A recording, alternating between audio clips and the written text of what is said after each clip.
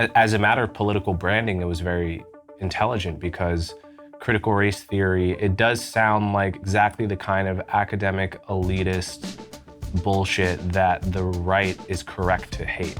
Everything about the way that I was raised is being contradicted by this exercise. Why do some of the other Black kids here think that there's white supremacy here every day? I'm walking around campus with my Black-skinned self experiencing no racism whatsoever. It seems like the younger Gen Z has a little bit more of a countercultural, transgressive, anti-woke thing too, which seems healthy. Today on the show, I am excited to welcome Coleman Hughes, who is the author of The End of Race Politics and also a super interesting and dynamic young Gen Z voice. And we talk all things race, Columbia, and even gender politics. So without further ado, let's get into it.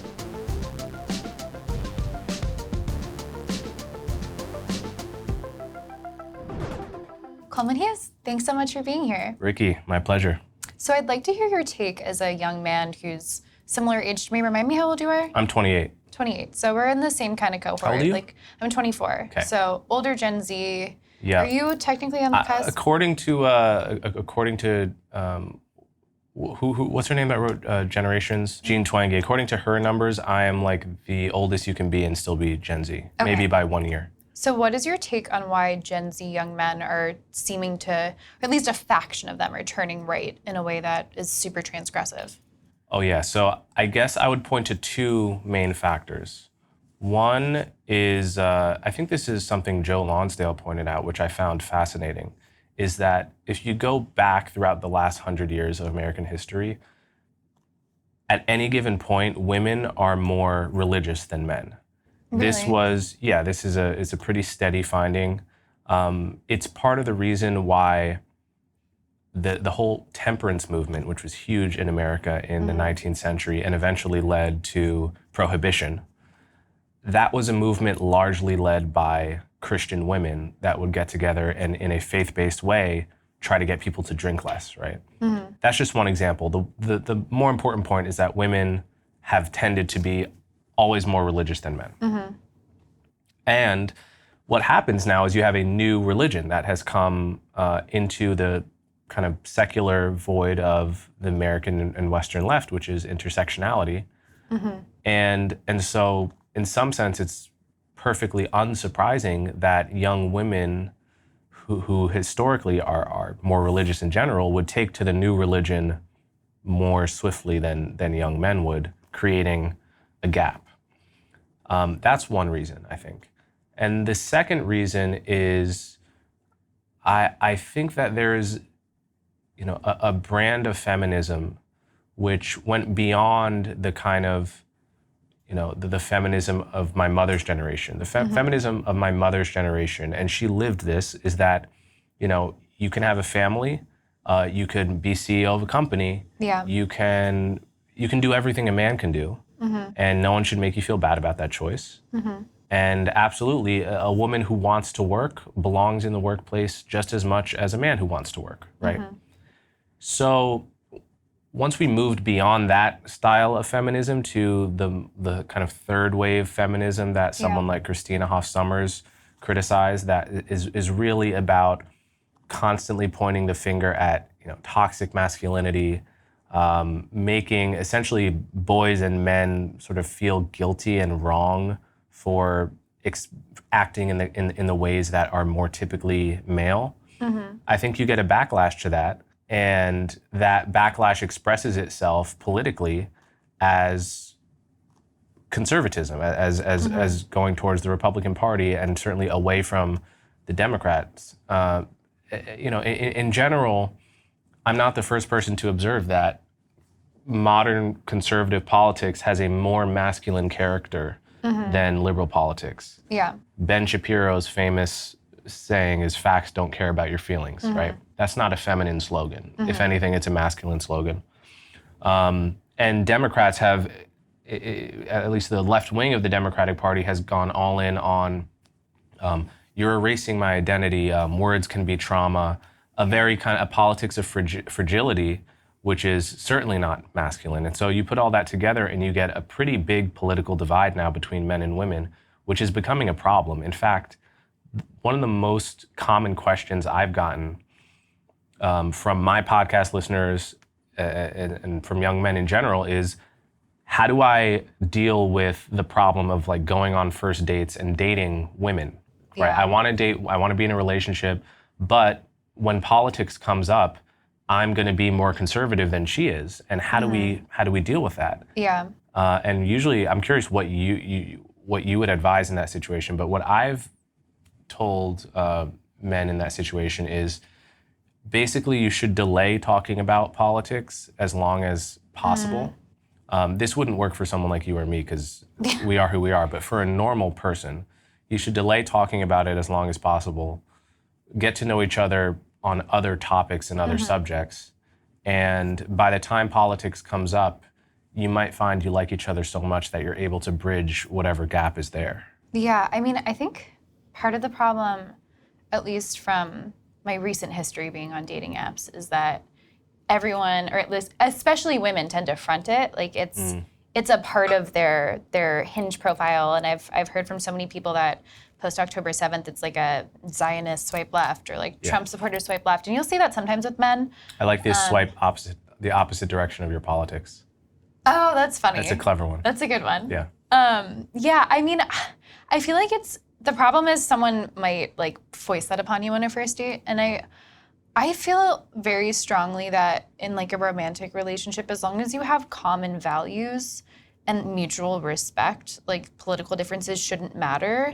And I feel like if I were a young man dating right now and that seemed to be something that was an issue, like on a first date, someone's willing to jump down like my throat and yell at me, that's just like a non-starter for me. Like I almost wonder if it's better to just kind of like establish that we have mutual respect and like can tolerate each other earlier than go down that road and then find out like, or I mean, I also don't want to be a girl who like, it feels like a guy is pretending that they're not who they say they are. Like that feels dishonest too. So I don't know. I feel like it's tough. It is a tough issue. There's no formula. I mean, I always feel bad when I get this question because I don't actually have a great answer.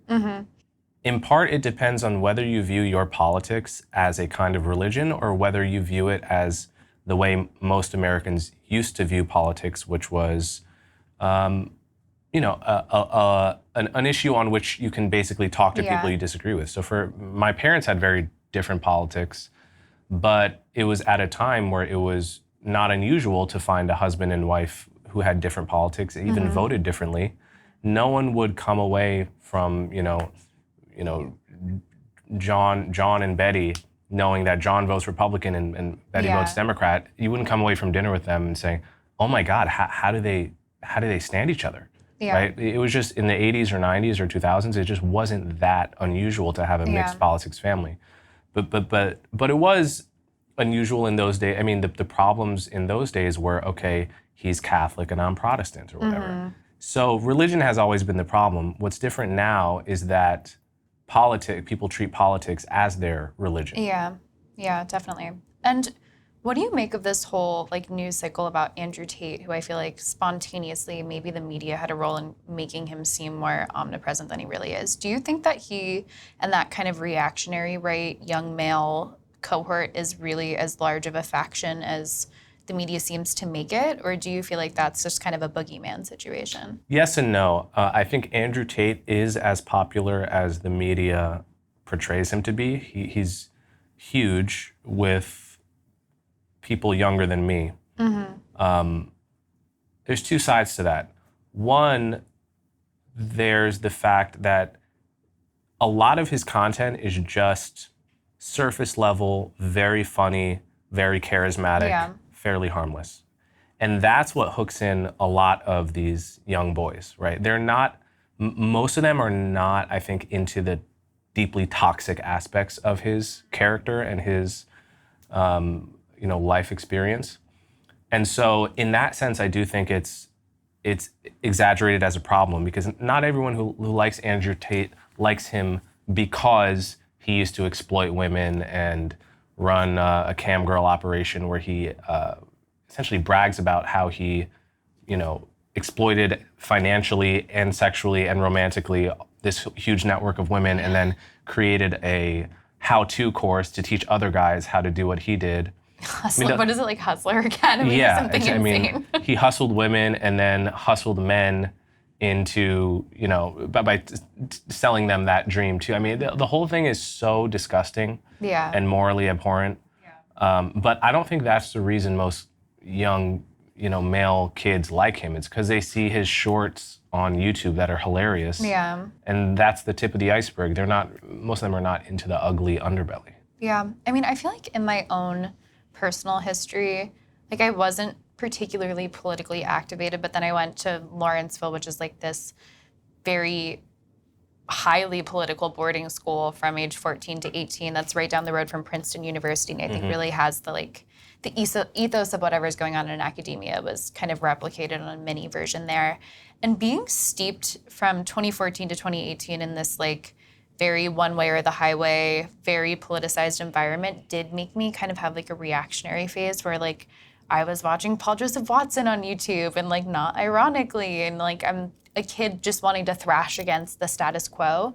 Do you feel like there's a pendulum swing reactionary movement of some kids going like far right now because they've been so steeped in like there's this monoculture? It's like the edgy transgressive thing to do. Oh, certainly, yeah. I think there's no doubt that that's part of it. And I meant to say that about Andrew Tate as well. I think, insofar as Andrew Tate's kind of masculine male chauvinist politics are popular, part of the reason for that is as a backlash to the kind of feminization of culture. Yeah. I mean, it's in a free society, you're going to have pendulum swings and backlashes to any major trends.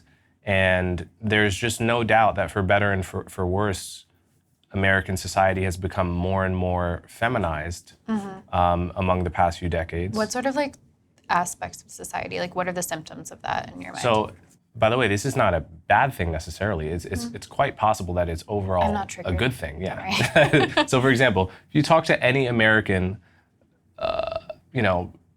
who came of age in like the 70s or 80s, they will usually tell you that bullying was rampant in schools, physical bullying was rampant, and there was also no culture of anti-bullying, right? Like it was just accepted that you're gonna get in fights at school, and if you're gonna get picked on, and that's the way it is essentially. I think when you and I grew up, I don't know if you agree with this, but I think there was a robust culture of anti-bullying and totally. Talk through 100%. Your issues and don't. No one touched anyone. Yeah. Like in my school, and if they one did, kid punched someone, and it was a huge. It was a huge deal. Exactly. Yeah. So that's one way in which society is more feminized today than it was in the past, and I think that's a good thing. I don't think that I would have wanted to come up getting beaten up and thrown in lockers and all that kind of stuff. So, but as a reaction to the excesses of that, it creates a vacuum where someone like Andrew Tate can come in and just talk about fighting and denigrating women, and it will fill a hole that has been created essentially by the feminization trend. Yeah, I also feel like there's something to, like, at least in my age cohort, it felt like the kind of modern wave of wokeness, for lack of a better word, kind of hit when we were tweens and teens coming of age, and it felt like it kind of was this top down, like everyone just has to follow the rules now, and like our teachers were even kind of like just doing the steps to do it. But I feel like if I were a few years younger and it was already so steeped in the culture, like the transgressive thing would to be like actually poking the places that would make my teacher upset and like being politically incorrect. But it seems like the younger Gen Z like has a little bit more of a like countercultural, transgressive, anti-woke thing too, which seems healthy and like actually heartening that people are pushing back against the orthodoxy and like the rules that were so stringently put on us. But I'm curious, in your own biography, as someone as young as you are who's been in this game for so long relative to your age, like what were the activating moments for you that made you realize like I'm gonna dissent from the status quo, and how also have you managed to like keep your head screwed on straight and not get audience captured or move too far to the opposite side? Like you seem like a very steady, independent thinker, and like how can we make more young men like you, essentially? Well, thank you. But So my, really the reason I came into the viewpoints I have is because I grew up in a default liberal town, a liberalism of yesteryear where it was very diverse. Everyone was a Democrat. It was racially diverse. It was, Montclair, New Jersey, it's a place a lot of people know. And the thing people used to say growing up is that a lot of people move there, gay couples move there, mixed race couples move there because they know it's an accepting town. Yeah. I think I met one Republican growing up. But the kind of liberalism on the issue of race and identity in general was, Martin Luther King, content of character over the color of skin, treat people like individuals, don't racially discriminate, look at people for who they are. And that was accepted. That was the norm. When I was 16, I went to Newark Academy, which actually I think played Lawrenceville, and we like to lose to Lawrenceville in all of our sports. I think like every school did, and pretty much everything in New Jersey. Yeah. So the school sent me to this thing called the People of Color Conference, which was a national meetup of a few hundred, maybe 1,000 private school kids from all around the country. And this is 2012. Okay. Just slightly pre, wokeness explosion. But I basically got a CRT intersectionality workshop there, and for the first time heard all of these terms like systemic racism, internalized oppression, and so forth. It was brand new to me at the time. Yeah. And how old were you at this I was point? probably 16. And so I found all of it kind of, interesting because it was novel, and I didn't really know what to think of it, but I knew even in the context of that conference I was at, you were not allowed to question anything. Yeah. Right? Nobody was raising their hand and asking, well, hold on, why isn't reverse racism racist, It was like church. It's like you just accept the catechism. And so I went back to my normal life, and I kind of thought that was an interesting 3-day experience, back to the real world. Yeah. Then I got to Columbia a couple years later, and it turns out the real world was now this. And at orientation at Columbia, we did an exercise where black kids go into one corner, white kids go into one corner, Spanish kids go into another corner, et cetera. And we all talk about how we've either participated in or suffered from systemic racism. This is an orientation before we've even started classes. And and then every week, a student in the campus newspaper would say they experience white supremacy every day on this campus. And so I became curious about two things. One was, why do some of the other black kids here think that there's white supremacy here every day? When I'm walking around campus with my black-skinned self, experiencing no racism whatsoever. Why is there such a gap between what appears to be reality and what appears to be the dominant perspective? I became curious about that. And then secondly, I became curious about why is it that there is the value system I grew up with, which is never treat anyone different because of the color of their skin.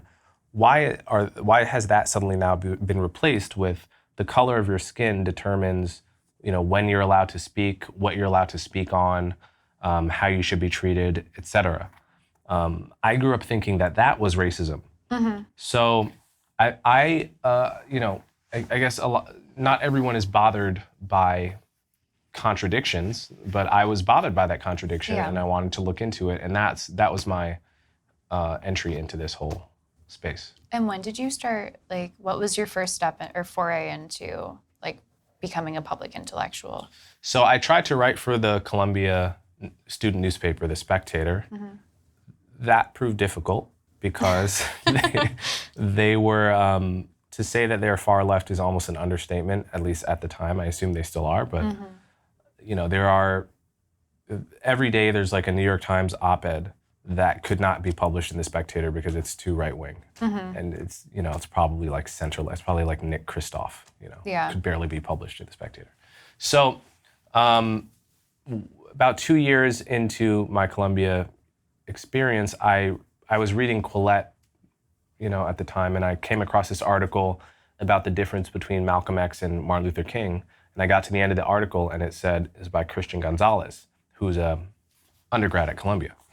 So I sent him a message on Facebook, and he's still one of my best friends to this day. But I figured if he can write for Quillette, I can write for Quillette. So I just cold submitted, and at least at the time, I don't know if they still do. They read every cold submission that they got, and I started writing for them.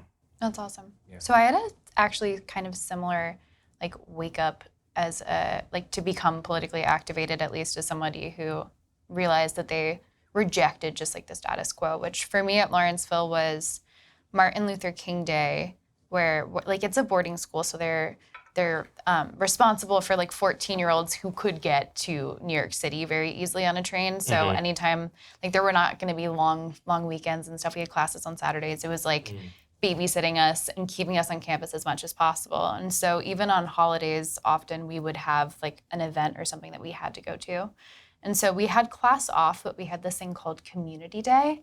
And I still remember so well everyone coming in, and we had this lecture in the all-school auditorium, all of alphabetically by our last name and our assigned seats. And at the end they go, okay, all the white students go to this building and all the Asian students go to this building.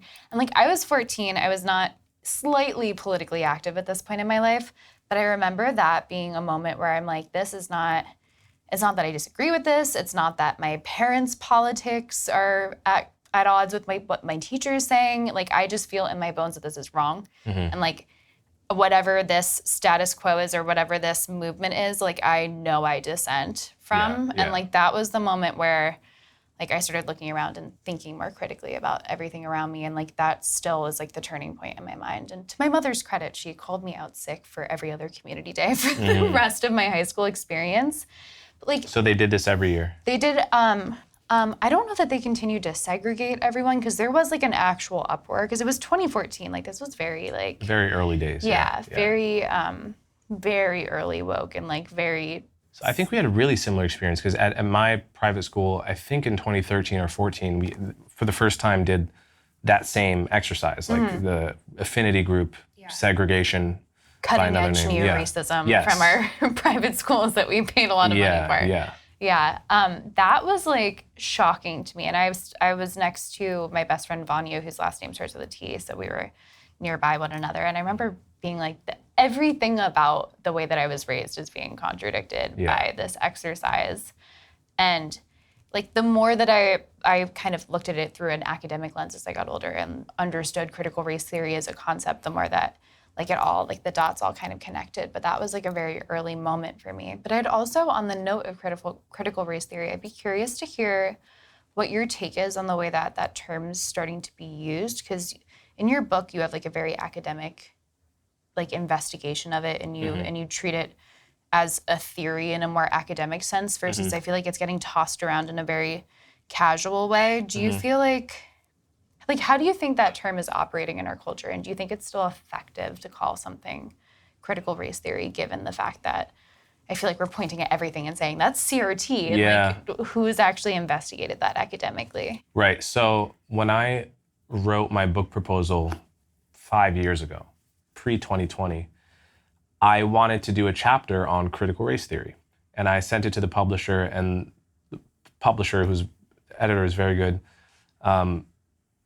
nevertheless said, I think critical race theory, there's not going to be enough interest in that topic. It's too kind of academic. I don't think people really want to hear about CRT. Yeah. Fast forward 2 years, CRT is trending on Twitter every other day. So I felt somewhat vindicated. Yeah. But critical race theory as an actual set of ideas started in the 70s and 80s with people like Kimberly Crenshaw. And what they had to say was basically, we're rejecting colorblindness. We're rejecting the way Martin Luther King and the civil rights movement talked about race. Actually, the way we need to talk about race is that white supremacy has seeped into the very fabric of all of society. Therefore, we have to burn things down and start anew in order to fight racism. We can't fight racism by, doing what the civil rights movement did and holding hands with white people, and Martin Luther King, linking arms with Rabbi Heschel. That's not enough. We have to burn it to the ground and build anew. That was what critical race theory was all about. And it was all academic gibberish that basically contained what was basically Black identity politics. Mm-hmm. Then I think Christopher Rufo was really who was behind turning CRT, using CRT as a kind of weaponized mode of attack for the right. And I think he was, as a matter of political branding, it was very intelligent, because critical race theory, it sounds like exactly the kind of academic elitist bullshit that the right is correct to hate. Yeah. And at some level, what I've noticed is every few years the term cycles. Mm-hmm. First it was identity politics, then it was wokeness, then it was CRT, then it was, now it's DEI. Mm-hmm. Pretty much what people are talking about is the same thing. Yeah. Every 2 years we have to choose a new word for it, because the word becomes fraught from overuse. But what we're really talking about is the same ideology, an ideology which is essentially, I like how Eric Kaufman puts it. It's the making sacred of racial identity, combined with this idea that, whiteness is inferior and soiled and morally ruined, and Blackness and POC-ness, if you will, is virtuous inherently, right? Mm-hmm. And the female is virtuous, the male is morally, compromised. It's a reversal of old school male chauvinism and old school white supremacy. It's just that turned on its head. And so, yeah, we choose new words for it, but we're talking about the same thing. And how in your mind did that go from like bubbling under the surface in academia for decades to so instantaneously becoming like a meaningful part of day-to-day life, basically, as an ideology? Yeah, so my view is that what happened, this ideology was tucked away in grad schools for decades. And then in 2013, everyone and their mother got a smartphone with a camera and social media. And because of that, because of what that did to how information spreads, all of a sudden, Americans were getting, videos of cops killing unarmed Black people promoted to the top of their social media feed, absent any of the context you would need to understand that, for instance, happens to white people just as much, if not more, in absolute numbers. That is actually, in general, extremely rare, and that there is actually no racial disproportion in who gets killed by the cops. Instead of that context, you just got these videos that people were able to take with their phones that got that could be uploaded to Facebook and get millions of views in a matter of days, none of which would have been possible in the era of, watching the 6 o'clock news and picking up the paper in the morning. And as a result of that, people bought this narrative that white supremacy was everywhere. People thought to themselves, well, maybe this, this white supremacy, this systemic racism stuff, maybe it's not so crazy. I mean, look at the videos I'm seeing. Mm-hmm. Maybe they have a point. Maybe they have a point when they say that even after the successes of the civil rights movement, even after one term of a Black president, if it's possible for Black people to still get killed like this by cops, then racism must be in some permanent way embedded into us, right? So that created an opening cognitively for people to believe these ideas. Mm-hmm. That's really what happened. That's what changed. It's the same thing that made people receptive to Black Lives Matter, and that's my story of how we got here. And do you feel like, it seems to me, especially post October 7th, that there's like a much mightier pushback against some of this ideology. Do you think that's something that's going to be sustained? Like, do you think this is the kind of post-peak wokeness moment? Yeah, I think we're definitely past peak wokeness. Peak wokeness, I think, was kind of 2020 and 2021. October 7th was, what's interesting about October 7th is that the politics of a place like Colombia was no different on October 7th than it was in 2015 when I went there. Mm-hmm. It's just that there was no major war in Israel to spark, to light the match. But October 7th lit the match, and because you had people essentially siding with Hamas before Israel had even retaliated, mm-hmm. when all that had happened essentially was that Hamas came over the border and went house to house burning whole families alive, that people sided with Hamas even when those were the only facts on the ground, was shocking to people, and maybe jarred people out of a kind of slumber of thinking, this wokeness stuff isn't such a big deal. I think there was a kind of center-left Democrat who, for the past 7 years, has said, okay, I get it, wokeness is annoying. Yes, Bill Maher's jokes about wokeness are funny, but doesn't he focus on that a bit too much? Mm-hmm. Isn't the real, can we be honest, isn't the real threat, Trump and MAGA and so forth? And there's a kind of person, like that kind of person after October 7th, when they see like an American professor talking about how Hamas lights his body on fire with happiness and so forth, that kind of thing was shocking. I think in the UK and in Europe, they were shocked at how afraid they were to even show support for Israel on a random street in London. Mm-hmm. And that kind of person got a wake-up call to that wokeness and intersectionality is a serious issue. Mm. And do you think, long-term with these schools that have suddenly realized that free speech matters and viewpoint neutrality and not making institutional statements is probably wise at a very conveniently timed moment that suddenly seems to have occurred to a lot of elite universities, do you think that's going to be sustained? Are we drawing a line in the sand, and maybe a silver lining of this whole situation is that schools will kind of rise to the occasion and reorient, because now free speech is not just an issue of, Ben Shapiro can't speak at this campus. It's fractured in a way that's not so evenly right or left or easy to predict in a way, I suppose. You would hope that's the case.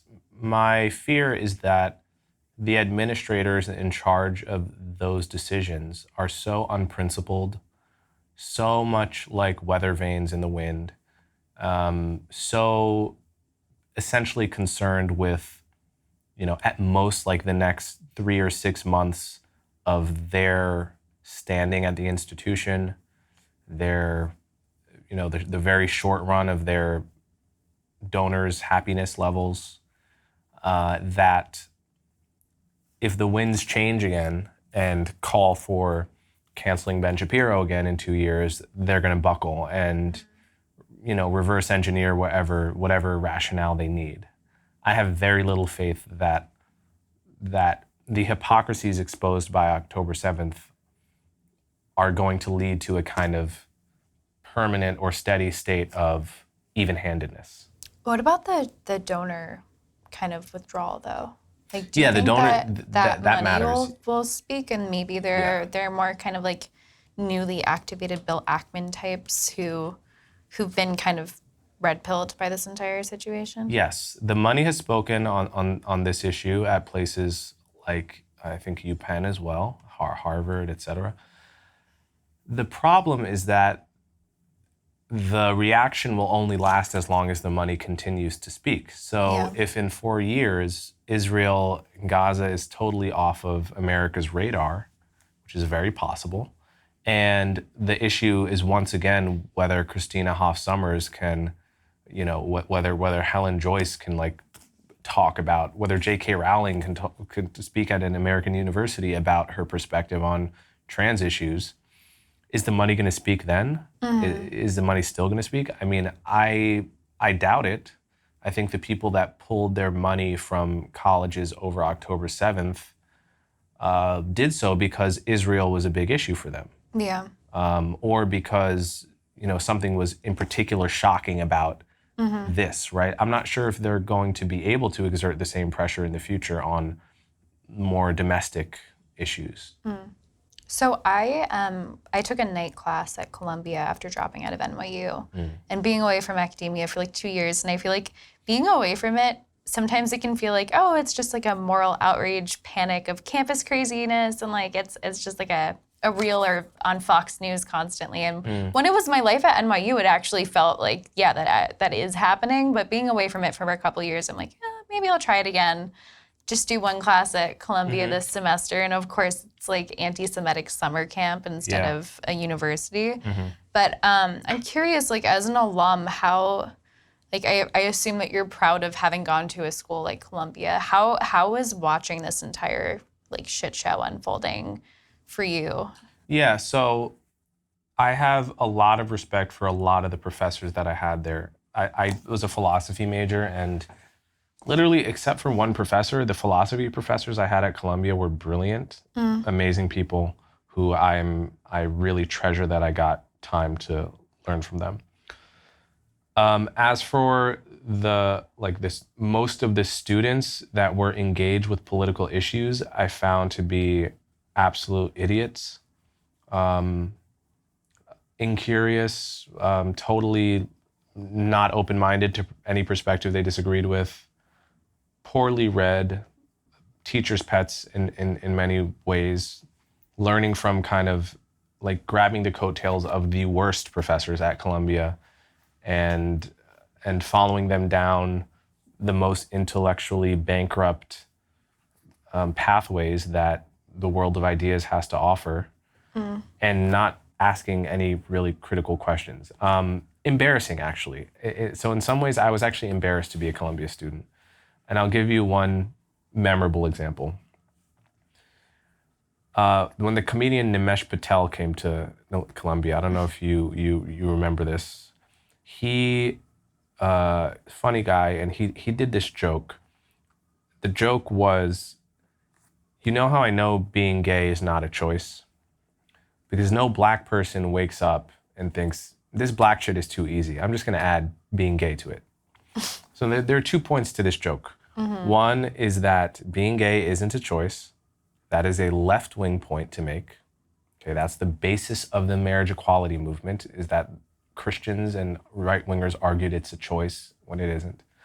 And the second part of that joke is that it's hard to be black because there's lots of racism out there. Double left-wing joke, okay? They pulled him off stage for making that joke because they thought it was offensive. Okay, that actually happened. They pulled him off stage in the middle of his fucking set. Was this like 2018? Was this when you were there? Yeah, around there. Yeah. 2018 or 19.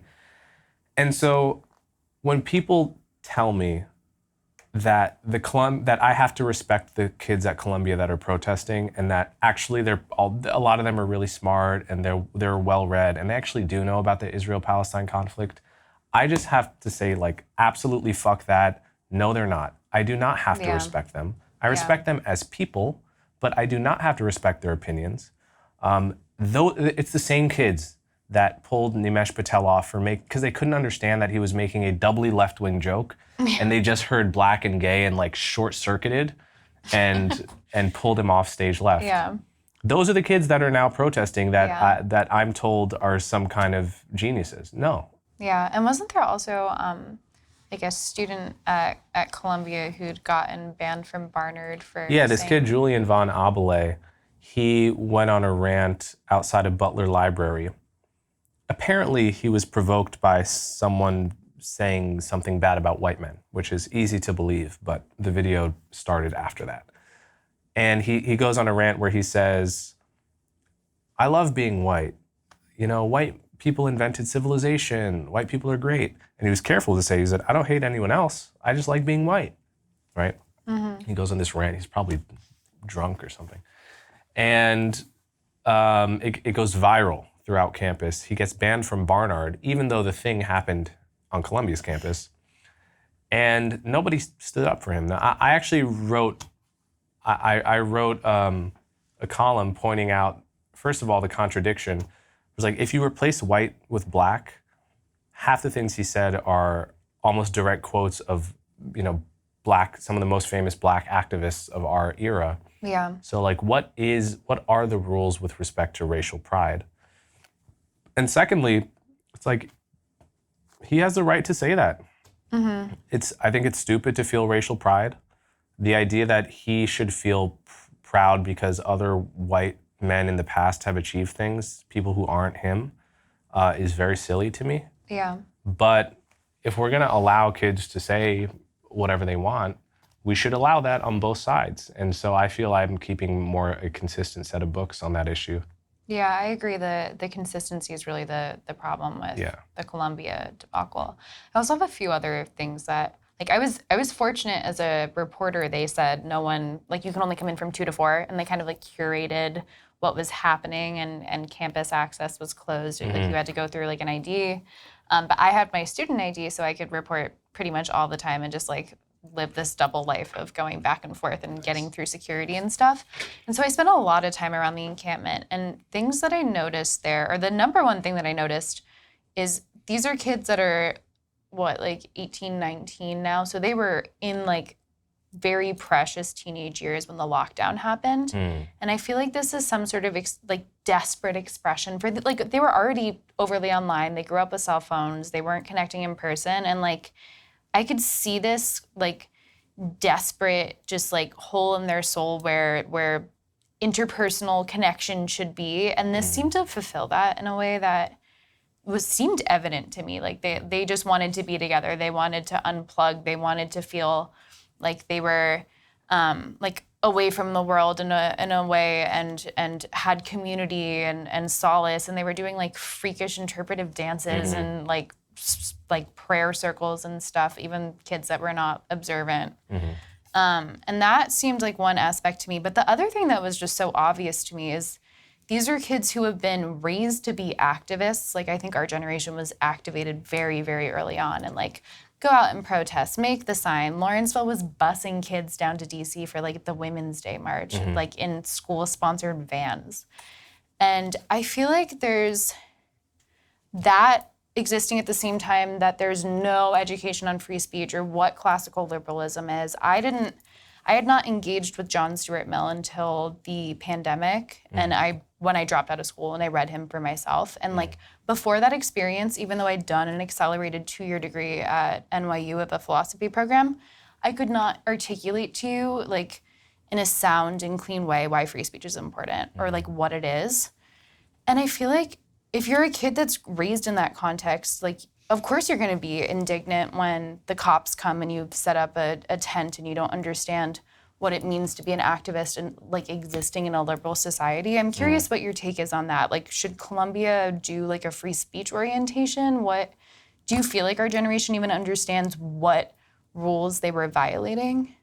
Probably not. I mean, I think people drastically underestimate the ignorance of most of these kids. I mean, these are kids who believe that having read 10 Instagram posts is enough information for them to get out on the streets and start marching about an issue, 150-year-old conflict thousands of miles away. That's like, that really is the norm for this generation. Certainly they don't, if they know about free speech, I mean, a lot of Columbia kids didn't even know enough about free speech to understand that the point of it is to extend to speech you dislike, not to extend to speech you like, which that's like the 2 + 2s of free speech and liberalism. And I think kids get very little education on that issue in general. I mean, it's Columbia is one of the better ones because we still do have the core curriculum. Yeah, and that's true. People do, at least in theory, have to read John Stuart Mill as part of that. Yeah. That's one of the few curriculums in the country that still has that. And it's of course constantly under attack for the past many decades as being just a litany of dead white males who we ought not read. And I'm curious, you might already know this factoid, but do you know at school they asked at FIRE students like, is it ever acceptable to respond to speech with violence? Do you know what school was by far like outlier with one other with it? In a good outlier or a bad outlier? Outlier of kids saying, yes, it's acceptable to respond to speech with violence. It's Barnard. Oh yeah, that's obvious.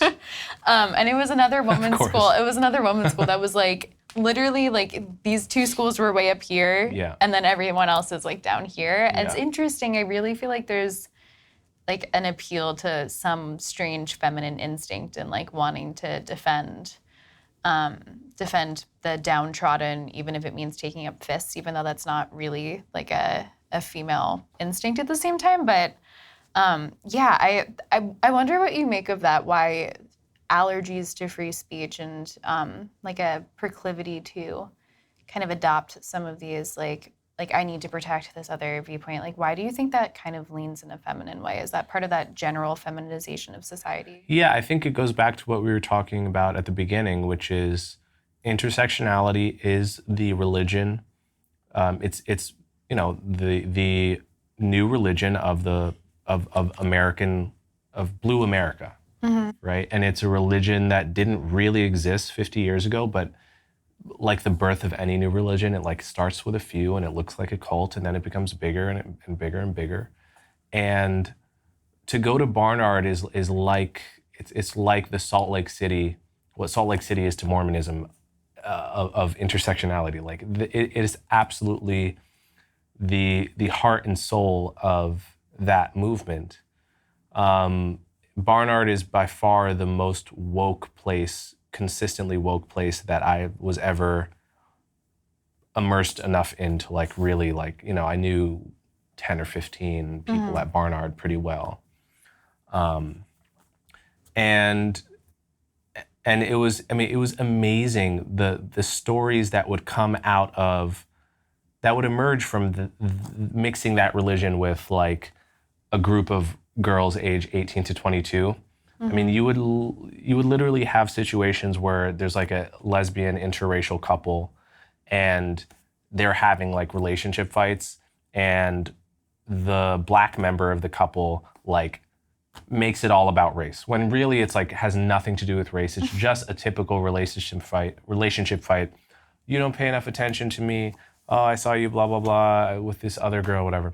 And then the black girl would turn around and say, well, you can't really understand me because you're white. And it's like, no, you just cheated on her, okay? This has nothing to do with race, right? Yeah. And so to see how Are there two specific people that you're thinking of as you're telling this story? Absolutely. Who I won't name. But this actually happened, like that specific situation happened multiple times over the course of 4 years. And I knew enough people at Barnard that I would hear these stories. And sometimes they would come to me because they knew, you know, people would, you've experienced this, like once people know that you're not woke, people that are kind of half woke, when they see like a crazy woke situation, they'll come like whisper in your ear. The repository for the stories. It's like crazy. Because they know you won't judge them for thinking this thing was really crazy. Yeah. And so to actually see how the ideology of fetishizing race actually poisoned friendships. It poisoned relationships. Yeah. To see that was very affecting to me too. Yeah, I mean, I can almost guarantee, obviously I'm out on a limb here, but if you were to poll like my freshman class at Lawrenceville about race relations and how people got along in September freshman year and at graduation, it would be like very much like the general American public where all of a sudden it's like going down. Like I really feel like it was a tremendously diverse group of 14-year-olds because it's unusual in a high school that you can pull kids from literally anywhere because they're living on campus. And all those experiences of like the affinity groups and stuff, like it really did fray friendships and it made people like, I think, become conscious of their racial identity in a way that they might not have been before, and also in the way that they were forming relationships, which is really sad in retrospect to think about. But one other thing I wanted to ask you about is, are you on Blue Sky or like have you? No, but I've heard of it. I've heard about it. I've heard that, you know, when my book came out, I expected some of the usual suspects to say some negative things about me on Twitter, and I never saw it. And then somebody told me, on Blue Sky, they're tearing you apart. Yeah. And I said, oh, okay, so that's where woke Twitter migrated after Elon, is they went to Blue Sky so they could Apparently. talk shit about me and others. Yeah, so I'm not on it, I don't use it, but I've like looked up people kind of in our world of people that I'd consider like small L liberals, perhaps former Democrats, but people that seem to be kind of on the left, and I'd put you in the category of people that are kind of like moderate, like maybe small L liberal. Is that fair? Yeah, sure. There's something about that group of like Ari Weiss or Yasha Monk or someone who should be part of, or would be part of the left perhaps in a different generation or 10 years ago or 20 years ago, who enraged the left in a way that the person that's like far right doesn't. And I'm curious what you think, because I kind of put you in that camp of people that really make Blue Sky mad in a way that like overtly racist or like far right people don't in a strange way. What is that instinct, do you think, that makes someone who's like an in-group dissenter so infuriating to people? Yeah, I mean, it's something about like the near enemy being more dangerous than the far enemy. Someone like me is much more of a challenge intellectually, emotionally, psychologically to someone that is woke than would be even someone like Ben Shapiro. Ben Shapiro, look, if you're someone that likes, Jamel Bowie and Nicole Hannah-Jones, and you think the 1619 Project was a great contribution to, American history, someone like me or John McWhorter or Glenn Loury is going to be way more of a challenge to you emotionally and psychologically than someone like Milo Yiannopoulos or Andrew Tate. And to actually be challenged by someone who knows what they're talking about, doesn't dismiss your arguments without counter arguments, is more upsetting than a much further point of view that just sounds like crazy talk, and so therefore you can dismiss it out of hand, right? That's actually less challenging and more fun to rally against. And so I think, it's the near enemy being more dangerous because he's more seductive. He's more able to convince the people you're competing for. Yeah. And how, like, as we head towards obviously like another extremely divisive election, and it seems like the disaffected center is growing, and places like the Free Press or even like Bill Maher is just an entity in the world seem to be galvanizing people. How do you see like the kind of common sense middle prevailing in a world where we have this like Trump, Biden, red, blue, like it feels like it's growing. What is the next step to this like movement of just returning to common sense, and what does that look like in your mind? Yeah, I mean, it would be really nice to have a new set of major political candidates, either from Democrats or Republicans, that are not Biden or Trump and that embody a kind of, common sense, liberal point of view, a more moderate Republican point of view. And I have to think that someone with enough charisma could command that kind of center. But we'll have to see. I mean, I really, my vote is, I'm the perfect example of someone that, would be attracted to, any candidate, any Democrat that is moderate, any Republican that is moderate on the really divisive issues, or a Republican that's moderate about abortion and gun control. A Democrat that's not going to pack the court, so forth. I'm a winnable voter for these kinds of candidates. Yeah. But as am I. I could go either way. Truly. Yeah, totally. Yeah. So the Democratic Party has to reject its radical left fringe.